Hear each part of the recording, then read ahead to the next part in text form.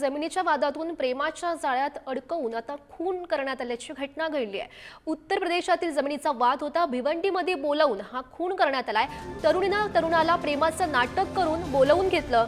दबा धरून बसलेल्या 4 जणांना तरुणावर हा हल्ला केलेला आहे। तरुणीसह 5 जणांना पोलिसांकडून बेड्या ठोकण्यात आलाय। धक्कादायक असा हा प्रकार। जमिनीच्या वादातून प्रेमाच्या जाळ्यात अडकवून हा खून झाल्याचं सध्या समोर येत आहे।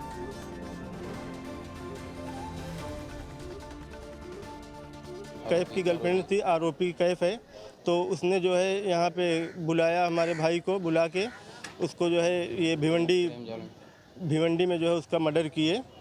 और हाँ, प्रेम जाल में फंसा के उसको बुलाया गया यहाँ पे।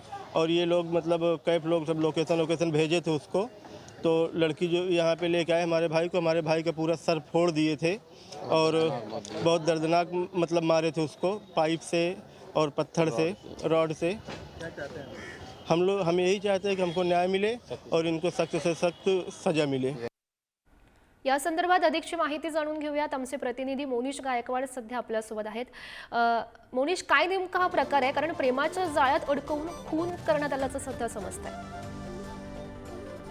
नक्कीच भिवंडीतील ही घटना आहे। उत्तर प्रदेशमध्ये जमिनीच्या वादातून कौटुंबिक वाद होतो, या वादाचा रूपांतर या मर्डर मध्ये झालेलं आहे। 2 वर्षापूर्वीची ही त्यांच्या गावी हे भांडण झालं होतं। त्या भांडणाचा राग मनात ठेवून ही हत्या करण्यात आली आहे। त्या हत्येसाठी एका मुलीचा वापर या ठिकाणी करण्यात आला आहे।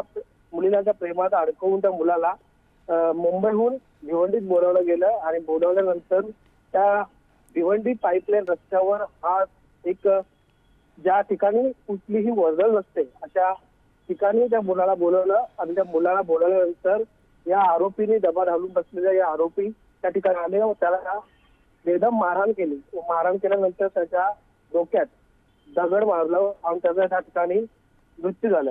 आणि यामध्ये जवळपास 5 जणांना या ठिकाणी अटक करण्यात आली। ते निश्चित नक्कीच मोनिश, तर पोलीस नेमकी काय कारवाई करतात या सर्व आरोपींवर हे पाहणं महत्त्वाचं असेल। धन्यवाद दिलेल्या सविस्तर माहितीसाठी।